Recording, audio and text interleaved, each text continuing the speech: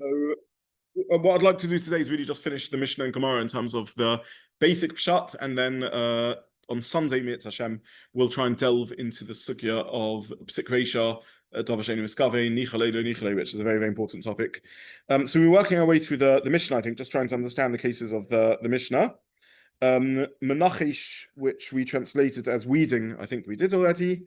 Mekaraseim, we did also. And we saw, I think, a consistent machlokas Rashi and Rambam, with the Rambam learning, and Mazarides also we spoke about. And we saw machlokas Rashi and Rambam about whether these were told us of HaChoresh or told us of Zereah.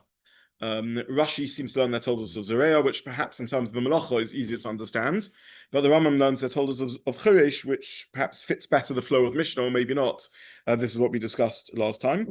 I think I also mentioned, based on the sources, I didn't really spell this out, but just to elaborate, to mention this is that Rashi, in terms of Mazarid, Rashi by us, in our Mishnah, Rashi translates Mazarid as Zeradim Lachim, and Mekarasim, he says, is Yevashim. Whereas Rashi in Moed Cotton, I think I printed the source, says Mazarid is Mechatich Anochim Yevashim Velachim. So it's unclear why Rashi contradicts himself, and it's also unclear in the version in Moed Cotton how Rashi distinguishes between Mazarid and Mekarasim. So either way, Rashi in our sugya learns that they're both a type of pruning. One is a pruning of fresh branches, and the other is a pruning of dried branches, both of which weaken the tree, and therefore it makes sense to cut them off so that the tree can grow better. So they're both a pruning which encourages and engenders the growth of the tree. Rashi in Moed Cotton seems to say Mazarid is both Lachim and Yevashim, which is difficult. Why he says something different, and also it's not clear how then he would distinguish between Mazarid and Mekasim. Either way, that's what Rashi says. Now, there is another important discussion which we touched upon when we learnt the melachot of HaChoresh. In Sunday's Shiur, I mentioned that really each melacha, in a sense, comes up twice in Masechet Shabbat. It comes up in Kol Gadol when we list the Lamates melachas, and we learnt HaChoresh there, and then it comes up in our Perek when we're learning Shiurim of Kol Shehu when HaChoresh is revisited. So this is a little bit of chazara in a sense. Rashi adds in, by the way, this is a good example of how carefully one has to read Rashi, and I have to confess I didn't really notice this, but because in preparation for the Shiur I sort of tried to go through the Achronim and make sure I'm not missing anything major on the sugya.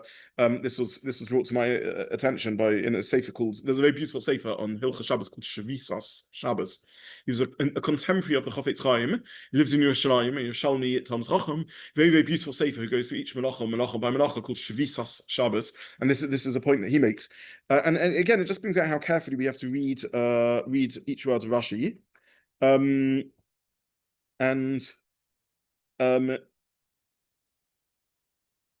Sorry, I should go on to the next case, and then I'll say this point. The Mishnah carries on. So we learned Menachish, we've learned Mekasim, we've learned Mazarid, and the Shiur's Kol Shehu. Let's do the sefer of the Mishnah. Hamelakit Eitzim, someone who gathers wood. Sorry, yeah. It's quite interesting because in the previous Mishnah, went from bonehead to muck of the puppet. Yes. You start with bonehead, then the second one was possibly bonehead, then you have to bring muck of the puppet. So yes. You've got HaChoresh, then you've got a bit of a debate about Menachish. Yes. Could be bonehead, could be Zoreh. Yes. Then you've got the next two are could be Zoreh. Next two are clearly not HaChoresh. Yes. Everyone says those two are HaChoresh. Yes. So it's just an observation that we're certainly in the world of culture, we're not worried about being in the same melachot. Right. Well, okay, so let me unpick what you just said. There's 2 points, really. The topic of the Mishnah is not really an attempt to list melachos. The topic of the Mishnah is Kol Shehu, absolutely right. Nonetheless, the order of the Mishnah is interesting, because HaChoresh is an agricultural melacha, and Boina is a building melacha. Now, in the order of the Lamates melachos, the Mishnah lists Sudura de Pas, the food preparation melachos first, and Boina, which is shelter melachos, the Sudura of shelter, it lists last. Nonetheless, our perek begins with Boner Kol Shehu, then it moves on to HaChoresh, which is the first of the agricultural melachas. Then it moves on to Menacheh, Mekasim, and Mazarid, which may be Zoreah, which is Kotzer, let's say. Then it moves on to Melacheh Teitzim, which we'll see shortly is Kotzer, perhaps Ma'amah, which is agricultural melachas. So it's not doing the same order as the Lamates Melachos, which is interesting because even though the topic of the Mishnah is Kol Shehu, perhaps we could have suspected or thought that it would list it in the order of the Melachos of the Lamates Melachos, but it doesn't do that. So I'm echoing your point, but I'm adding a bit of a question mark at the end, which is it's true the topic of the Mishnah is Kol Shehu, but why doesn't it do it in the order of the Melachos? I don't know the answer to the question. Okay, let's move on to the second of the Mishnah. Hamalakhet Eitzim. You're gathering wood. Im latakein, if you're doing it latakein, which Rashi says to fix the ilon or to fix the ground, then the shear is a kol shehu. Im lebehema, im lehesek, if you're doing it because you want the wood, then what's a reasonable measure of firewood? Kadei levashel beitza kala, enough to cook an egg. And then it says a similar thing. Hamalakit asovim, you're gathering it in herbs. Im letakein, again, perhaps to fix the grounds. Kol shehu. Im lebehemoth, because if an animal wants to eat them, then kamalopi or gedi. Again, at least a mouthful of goat food. Otherwise, it has no significance. Okay, so here we have an example of one activity which, depending on intention, could be one of two melachas, and depending on that, will be the shear of the melacha. That's the Pshat of the Mishnah. Now, what does Rashi mean? Rashi says that im melachit. So Rashi says im l'sakein kol shehu. If it's for tikkun, it's kol shehu. So Rashi says either l'takein et ilon, either for the tikkun of the tree or the tikkun of the karka. So what melachas is Rashi learning that we're talking about over here? If it's for the tikkun of the tree, how's it tikkun of the tree? I think Zoreh, I think it's pruning again, yeah. And if it's for tikkun of the ground, I think HaChoresh, it sounds like HaChoresh, yeah. Now, Rashi, that's for just simple pshat and Rashi. The diuk that I missed, which is very interesting and very nuanced, but the Yeshiva-style Shabbos, the sefer that I mentioned earlier, points out, is he says, Im l'sakin es ilon, oes akarka, the kotzer somin ha-mechuba, you cut it off the mechuba, of something that's mechuba karka. Now, if it's pruning the tree, I think we understand why it's kotzer somin ha-mechuba. If it's fixing the ground, why do you need kotzer somin ha-mechuba? Why do you need kotzer? By the way, does the language of the Mishnah sound like you're cutting it off a tree? What's the language of the Mishnah? Melachit, gathering. Yeah, very interesting. Now, the Rambam, the Yeshiva-style Shabbos points out, doesn't say that it's mechuba. I think I printed the Perish Mishnayos on this. Melachit, let's have a look. V'inyan l'sakin hachshes adam al-charisha. Now he says, if you gathered the trees, the wood, in order to cook with it, okay, so first of all, the Rambam's learning that the gathering is a different melacha. It's the melacha of ma'ameh. What's the melacha of ma'ameh? So classically, after you go around with your scythe. You go around with your scythe and cut the wheat. You've now got cut wheat, and then you have to go and gather the wheat stalks. So that's called the melach of ma'ameh. You're making an omer. That's like spheres omer. You're sheathing the sheaths or the sheaths. You're gathering in the stalks and making them into bundles. That's melachas ma'ameh. So the Rambam learns that, which really fits better the language of the Mishnah. You're not cutting anything off a tree. You are being melachate the herbs or melachate the wood. This is not the melach of kotzer, because that's not what melachate sounds like. It's the melach of leket, of gathering in. By the way, one of the agricultural gifts is leket shikramhe, leket, where is gathering in. So the Rambam says that if you wish to use it, the melacha we're talking about is not kotzer, harvesting, but is ma'ameh, gathering in already cut things, which is one of the lamates melachas in the Sidura de Pas, in the food production melachas. After kotzer comes ma'ameh, which is gathering in the cut stalks. That's how the Rambam learns, which seemingly, by the way, fits the language better. It's different from a kutzer, yeah, it's not harvesting. different to Makase. Yeah, different to Makasim also. Yeah. Not necessarily, because it may be that the one melacha is. It may be the reason it's brought as a separate case isn't because the pruning aspect is different, but because here it's optional whether it's pruning or. Yeah. You could have said Makase. Yeah, and yes, fair point. And then the repetition. Thank you. Okay, I accept that. The repetition, as per Adam, and the language doesn't sound like. So okay, so just to summarize, Rashi learns that the two malachas in question are pruning and HaChoresh, and the Rambam learns the two malachas in question are fixing or gathering in and fixing or gathering in and fixing the ground. Now, why? We'll come later to the Pshat of the Rambam in detail, but Rashi seems to say that you need it mechubar either because of pruning or because of ploughing. So the Masechet Shabbat simply makes the point that in the Rambam you see that something can be called tikkun of the ground even when it's not mechubar karka. And according to Rashi, we only see, and he brings other Rashis also, charisha when it is mechubar karka. Let me give you an example. If there are things sitting on top of the ground and you clear them up, is that the melachot of choresh or not? So actually, in the Rambam, without us noticing, the Rambam has slipped in a big chiddush. We think, what's the definition of charisha? Improving the ground. If you have stuff on the ground and you remove it, is that the melachot of choresh? So without us noticing, the Rambam has been mechadesh a massive chiddush, which Rashi isn't willing to go with. And because Rashi is not willing to go with it, he learns it has to be mechubar. And because it's mechubar, he's not able to learn ma'ameh. And because it's not ma'ameh, he has to go against the simplest reading of the Mishnah, which is melachot. Rashi is not willing to accept that the likut, the gathering in of things sitting on top of the ground, is choresh. Because you're not improving the ground. The ground is perfectly good. There's something on the ground which gets in the way, so tidy up the mess.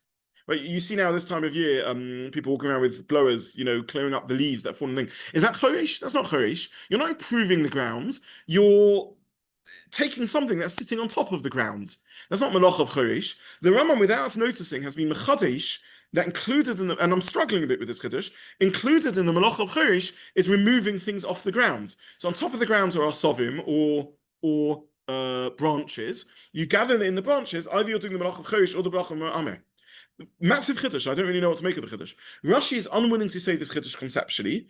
Rashi thinks that's not the melachot of choresh, and therefore Rashi is forced to say that we're talking about mechubar, and therefore you can't be medayik the diuk of melachot, which sounds that it's melachas ma'ameh, and therefore the two melachos on the question are choresh or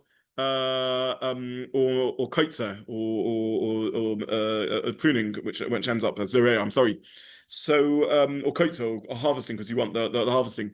So all I'm pointing out is that the simplest language of the Mishnah is like the Rambam, that we're talking about melachot, we're not talking about mechubar where it's still growing, and we're not talking about zoreya or choresh.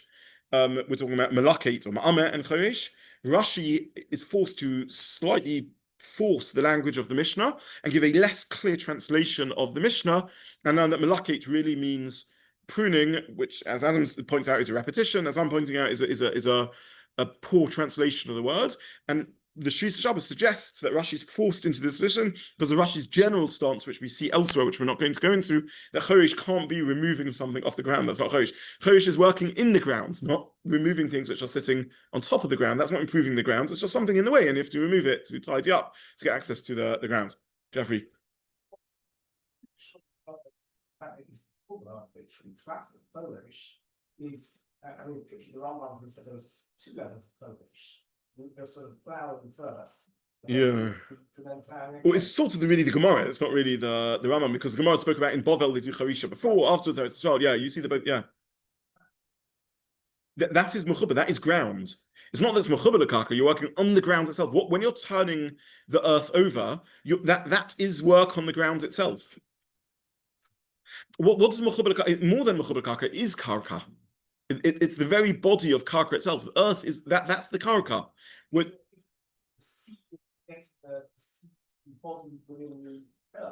the melacha you're doing is turning over the ground, which is a melacha in the ground. The Rashi says that, one second, removing asovim or wood is not a melacha in the ground. Whatever choresh is, and maybe there's different variants of choresh, but it's a melacha in the karka, according to Rashi. Something sitting on top of the karka is not choresh. Let's go as a thought experiment. How far are we going to take the Rambam? If I put a chair in my field, because the shomer, the field guard, wants to sit somewhere, and I remove the chair, is that choresh? It's almost ridiculous, right? You're just removing a chair off the ground. I don't know how to answer that question. So the Rambam, which we started off is such a beautiful reading of the Mishnah, seems such a better reading in the language of the Mishnah than Rashi, conceptually is a very big Kiddush. Conceptually saying that Yeshiva is tearing the ground, making it better to grow. So he is saying that. You're taking the leaves off the ground. But again, I wanted to do my thought experiment. Charisha is improving the ground, is removing something from off the ground, Charisha. Is that improving the ground, or it's removing something that's off the way? Again, maybe I'm taking the Rambam, too far. But but answer my question. If I take a chair off the ground, if I have a Glastonbury, you have a row of chairs in the ground, and you remove the chairs afterwards, is that you have an activity in the field, a marquee up, and stuff going on, and you remove that? Is that a malacha in the karka? Is that choresh? I've never thought of it as choresh. Ground. But correct for sowing. But again, Max, you don't know. Of course, you're right. That's the malacha. But is that choresh? If I remove something, if I put a marquee up, have we ever heard this? Someone who takes down their sukkah from their garden on sukkahs. What malacha have they done? Soisa. Has anyone ever suggested it's choresh? That you be removing something sitting on top of the ground is the malacha of choresh? When we get it removed from plants, maybe. I find that chiddush. I can't argue with you because I have a problem here because I can't argue with you because the Rambam says it is choresh. But I'm pointing out that he's without us noticing, he's smuggled in an enormous conceptual chiddush. That removing something sitting on top of the ground is malach of choresh. That's not how I thought of choresh. I thought of choresh as working in the ground. That's the malach of choresh. Again, I can't argue. The Rambam says that's choresh. Yeah. But I want to note. I want you to notice that the Rambam smuggled in the Rambam would say that's what the Mishnah says. The Rambam smuggled in a big chiddush over here. That removing a tent off the ground, removing my sukkah, removing a chair off the ground. And melachot choresh, you've ever heard of such a chiddush? Yeah. Till the Yeshiva-style Shabbat, by the way, in the Mishnah Berurah, I've never ever heard this halacha. The Torah, the Shulchan Aruch, the Beis Yosef, the Mishnah Berurah, no one ever pointed this out. That according to the Rambam, removing something off the ground, the melachot choresh, big chiddush. Yeah. Told choresh, yeah. What the Rambam potentially means that the wood, the wood is some sort of intermingling with the ground. So it's not on the ground. By removing it, but it's something that you actually pull out from the ground, and therefore that would be the actual choresh. Okay, so it's not pulling out of the ground, it's definitely not growing. Maybe the answer to the Rambam is and you're right, that he would say, look, don't be silly. A chair, a tent, that's not the ground, that's something sitting on top of the ground that you're removing. But wood and asovim somehow bottle to the karka, and therefore by removing them, that's called melachas karka. That probably is the answer to the Rambam, and I'm taking the Rambam too far. Of course, something sitting on top of the ground. The Rambam and Rashi are in the same world. They both agree that choresh is a melacha in the ground, not just taking things off the ground. The Rambam thinks that if you've got twigs and so on, let me give you another example. One of the totals of choresh is mesakel, according to the Rambam. The Rambam lists mesakel, one of the totals of choresh. Mesakel is you remove stones off the ground. So are stones something sitting on top of the ground, or are they part of the ground? So this brings out that according to the Rambam seems to be entering us into needing to think about things which in Rashi maybe we hadn't thought about. Maybe the Rambam saying this is somehow part of the ground, and I'm separating it from the ground, and therefore it's melachas choresh. Yeah. Saying Yapotet Akarka is a tolda of choresh. Correct, a tolda of choresh. But even so, again, I want to challenge you, Paul. Is it called the yapet zakaka to take my marquee down? Is it called the yapet zakaka to take a chair off the field? So that's my first reading of the Rambam. The Rambam is being a chadesh. That's called the yapet zakaka. My second reading of the Rambam is more like you're saying that maybe he wouldn't go that far. Obviously, something just sitting on top of the ground but something that could become part of the ground, like woods and stones and asovim, that would be called the yapet zakaka. Yeah. The sick ratio of breaking the leaves off the ground is you're going to be doing a bit choresh. He doesn't say that. He doesn't say that. The Rambam. He says this is the melach of the yapet zakaka. Removing the sticks is in and of in itself the melach of the yapet zakaka. Yeah. Rambam in this Halacha. Yes. This doesn't mention down or maybe in the Halacha, it's not actually possible.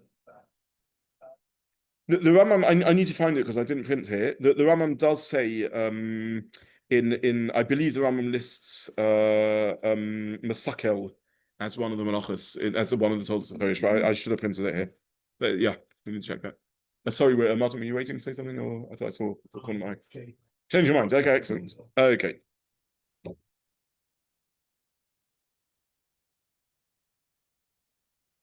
I don't want to go too far into this, but I have to confess, I did touch on this when we did Masechet Shabbat, though I wasn't at the time as clear on the distinction between Rashi and the Rambam. But for those who want to listen to the recordings on HaChoresh, quick plug for Chazara, we did speak about different languages used for HaChoresh. The Rambam spoke about Yipoi kaka, improving the kaka, something like that. The Rashi used very interesting language of Ripoi kaka, which meant softening and fixing the grounds, perhaps etymologically linked to refuah. So it could be that this is also what's going on, that the Rambam thinks that anything that's improving the ground, it's beautifying the ground is a melachot. Rashi learns it's only when it's a melachot in the ground itself. I don't know. I'm not super clear on how to deal with this Rambam. I did have thoughts along your line that maybe he wouldn't go as far as my ridiculous cases of tents and chairs, but only things like sticks and stones, which are somewhat part of the ground. But I don't entirely know what to make of this. Sounds like you're going from 0 to +1. Whilst with food, it sounds like you're going from -1 to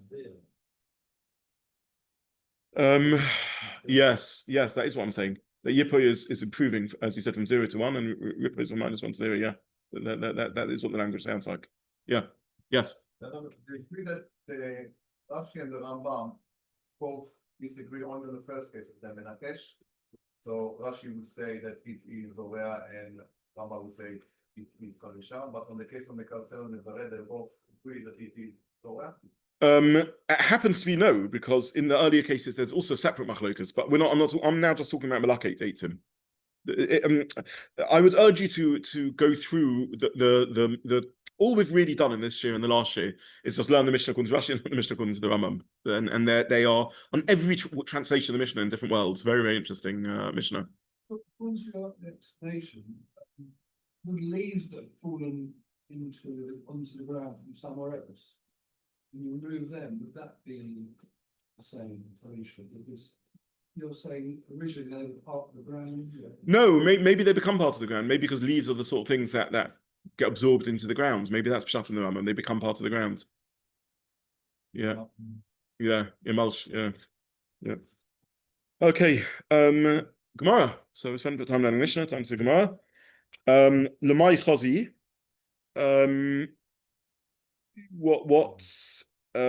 What can you do with a HaChoresh kol shehu? Chazi le bizra dekara. We discussed already for a pumpkin seed. The kavose gabi mishkan, where you find a parallel in the Mishkan, shekin roi le kaleach echad le kalach echad shel samonim. I'm sorry, for one stalk of herbs. All I will do here is remind you of a Tosfos that we learned on Kuf Beis Amud Beis. In my summary of the introduction to the Sugya, I mentioned different categories of Shiurim, the Shiurim which Halacha and Mishum Sinai, Shiurim where Chazal determined that there needed to be a minimum chashivas, and Shiurim where it's a kol shehu, where kol shehu means whatever the minimum is. Tosfos points out, however, that the Gemara doesn't quite say that with some melachos. The Gemara says that you also need kavosik gabi mishkan, which is very interesting. So it's not enough that you have a kol shehu melacha, you also need that there's a kavosik gabi Mishkan. And Tosfos said these words. He said, why do you need kavasik gabi Mishkan? Mishum delo chashuv binyan b'kol shehu. That's what Tosfos says, because otherwise you would say, who says that it's called binyan b'kol shehu? All I want to point out is that we need to cut and paste the Tosfos over here, and the same thing. Who says that it's called charisha b'kol shehu? Who says that it's a kol shehu plowing is called charisha? It says Tosfos, therefore we have to find kavasik gabi Mishkan. I don't really know what I'm saying in any of these words, but I'm just simply quoting Tosfos. Tosfos.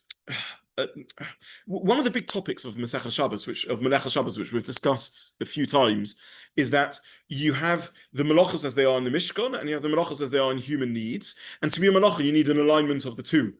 So it has to be a chosh of human needs, and it has to be a chosh of, and it has to be an act in the Mishkan. And if you have a chosh of human need that isn't found in the Mishkan, it's not a melacha.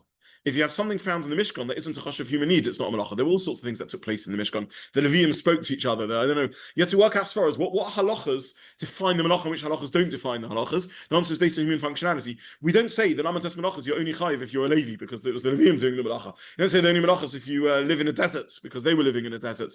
So the whole of Masechet Shabbat is a sort of an alignment between what's a significant human need that we find in the Mishkan, and Tosfos seems to be saying that with Boner, it has to be somewhat of a chosh of human needs, otherwise it wouldn't count as a melacha. But it's not obvious that it's a chosh of thing unless you also find in the Mishkan. I vaguely hear the territory that Tosfos is talking about. All I'm pointing out over here is that we need to cut and paste from Boner to HaChoresh, because the ha'orah that Tosfos says in Boner we also have to say in HaChoresh. But I'm not feeling I'm really grasping exactly what Tosfos is saying. But either way, this is what Tosfos says. Okay. Tanu Rabbanon. No, sorry. Let's.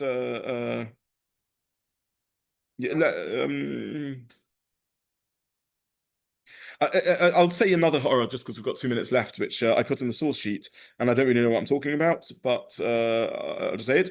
Rashi says lebizra dekara. So Rashi comments. Let's have a look at Rashi. Lizroya b'soicha nima shel delas, to sow in it a nima of a pumpkin. It says v'avagad shninu inyan hosar sarah dunuyim shnayim shein odom terech b'nima achas hani mili hitzah chimapik tati mapik yadodi shein zera achas bevata.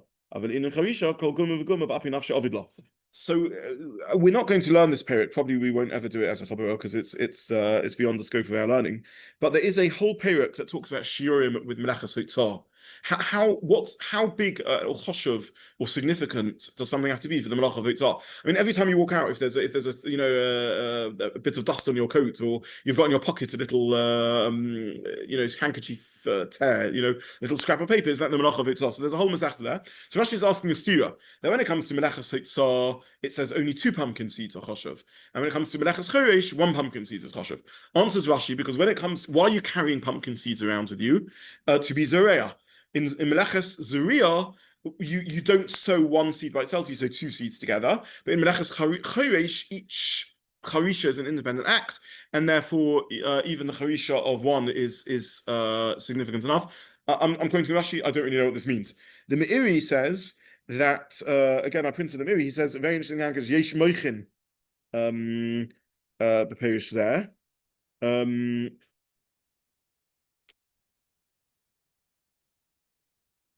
This is the 4th line of the Meiri in source 9. There are those who object to this parish. No one sows for 1 seed. And they give a different explanation. You sow round the zera. Once it's sown, you're tereach even in 1. So this seems to be talking about the second type of charisha, which is a post-sowing charisha, when you need to soften the ground in order, I guess, to let rainwater in and so on. So the ground has gone hard, and you plow round things to soften it. And the Meiri says that once you have something nizra, then you would be torech for achos. No one sows 1 seed, and therefore no one is choresh 1 seed. Thus, the moichin, those who make a machar. Right, in those days they didn't make machos because of politics. They used to go and demonstrate against pshatim that they thought were difficult in the Gemara. So they make a machar against this Rashi. So if the Mishnah tells us in Hamatzniah that no one carries 1 seed, you only carry 2 because you only zoreah 2 seeds, then surely you only choresh 2 seeds. But once a seed is planted, then you would do charisha for 1 seed, and it's talking about the charisha around the nima, around the zera. Again, I don't really know what to make of it, but I'm just sharing that with you. In Mitzvah Hashem on Sunday, we'll finish off Pshat in the Mishnah and move on to, yes, Rabbi.